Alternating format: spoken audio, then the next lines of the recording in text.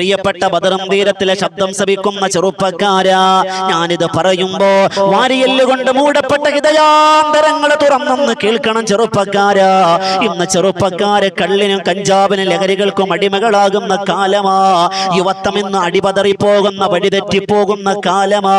ഞാൻ ആരെയും കുറ്റപ്പെടുത്തുകയല്ല. ചെറുപ്പക്കാരാ, നിന്റെ ആരോഗ്യമുണ്ടല്ലോ, നിന്റെ ആഫിയത്തുണ്ടല്ലോ, നിന്റെ മസിൽ പവർ ഉണ്ടല്ലോ, അതിനെയെല്ലാം നശിപ്പിക്കാൻ കഴുകക്കണ്ണുകളോടുകൂടി നിനക്ക് ചുറ്റും വലയം ചെയ്യുന്ന ഒരുപാട് കഴുകന്മാർ നിനക്ക് ചുറ്റുമുണ്ട് മോനെ. അതുകൊണ്ട് അടിപതറല്ലേ, ഇടറാതെ പതറാതെ ജീവിതത്തെ പണയപ്പെടുത്തല്ലേ, ലഹരികളോട് വിട പറയണേ. അൽഹംദുലില്ലാഹ്, കേരളത്തിന്റെ ഇന്നത്തെ UDF സർക്കാർ തൂഫാൻ എന്ന് പറയുന്ന ഒരു പദ്ധതിക്ക് തുടക്കം കുറിച്ചിരിക്കുകയാണ്. ആയിരക്കണക്കിന് കേസുകളാണ് രജിസ്റ്റർ ചെയ്തിരിക്കുന്നത്.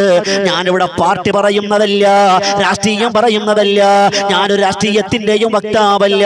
നല്ല കാര്യങ്ങൾ ഇടത് സർക്കാരായാലും വലത് സർക്കാരായാലും ആര് ചെയ്താലും നല്ലത് പറയണമല്ലോ.